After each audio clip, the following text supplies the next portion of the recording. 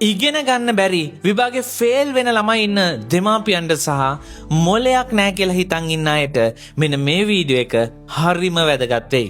නිකමට හිතන්න මේ කතාවේ ඉන්න මේ පොඩි ළමයා අවුරුදු 4 වෙනකන් වචනයක්වත් කතා කළේ නැහැ.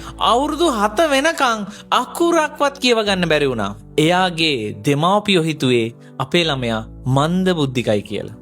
එයා ආබාධිතයි කියලා. එයා ඉස්කෝලේ ගියාම එයාගේ විදුහල්පතිවරයා එයාගේ අම්මට එයාගේ තාත්තට කතා කරලා කිව්වා මේ ළමයාට උගන්නලා වැඩක් නැහැ. මු කවදා හරි ලොකු වුණාම මොන රස්සාවක් කළත් කිසිම දවසක සාර්ථක වෙන්නේ නැහැ කියලා. ඔව් විදුහල්පතිවරයා එහෙම කිව්වා.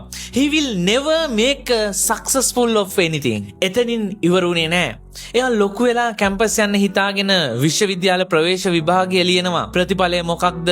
එයා ඒ විභාගෙත් ෆේල් වෙනවා. එයාට කැම්පස් යන්න බැරි වුණා. එයාට රස්සාවක් හොයාගන්න බැරි වුණා.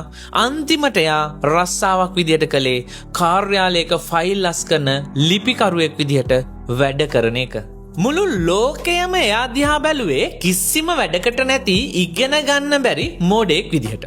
දැන් මම ඔයාගෙන් අහනවා ඔයාටත් ඉස්කෝලේ කාලෙදී ටීචර්ස්ලා මෝඩයා ගොනා කියලා බැනලා එහෙම තියෙනවද? විභාගයක් ෆේල් වුණ පළියට සමාජය ඔයාව කොන් කරලා තියෙනවද? මට මේ දේවල් වෙලා තියෙනවා. මං හිතන්නේ ඔයාටත් එහෙම සමහර විට වෙලා ඇති. ගොඩක් අය එතනදී හිතා ගන්නවා ඇත්තටම මම මොඩයි කියලා. හැබැයි ඔයා විභාගේ ෆේල් වුණත් ජීවිතේ පාස් වෙන්න පුළුවන් කියලා විශ්වාස කරන කෙනෙක් නම් මගේ දක්ෂතාවය වෙනස් කියලා දන්න කෙනෙක් නම් පහලින් කමෙන්ට් කරන්න I am genius කියලා. ඔව් I am genius කියලා අනිවාර්යයෙන්ම ටයිප් කරලා කමෙන්ට් එකක් දාන්න. හරි අපි බලමු ඒ මෝඩයට මොකද උනේ කියලා. අර පොඩි ඔෆිස් කාමරය ඇතුලේ වැඩ කරන ගමන් එයා කාටත් හොරෙන් පොත් ලිව්වා. එයා ලෝකය දිහා අමුතු විදිහට බලන්න පටන් ගත්තා.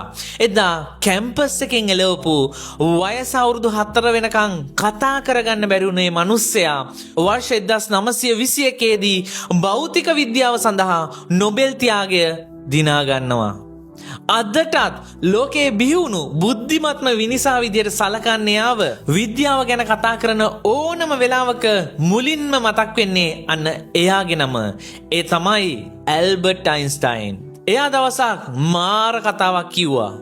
මාළුවෙක්ට ගහකට නගින්න තියෙන හැකියාවෙන් ඌව මනින්න ගියොත් ඌ ජීවිත කාලෙම හිතාගෙන ඉඳීවි ඌ මෝඩෙක් කියලා.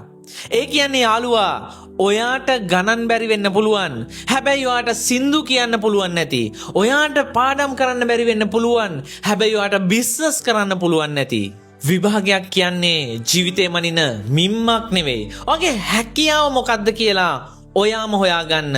ඒ වගේම ඔයාගේ හැකියාව මොකද්ද කියලා දන්නවනම් පහලින් කමෙන්ට් එකක් දාන්න. ඒ වගේම මාවත් ෆලෝ කරලා තියාගන්න මේ වගේ වීඩියෝ වලින් ඉස්සරහටත් හම්බෙමු. එච්චරයි.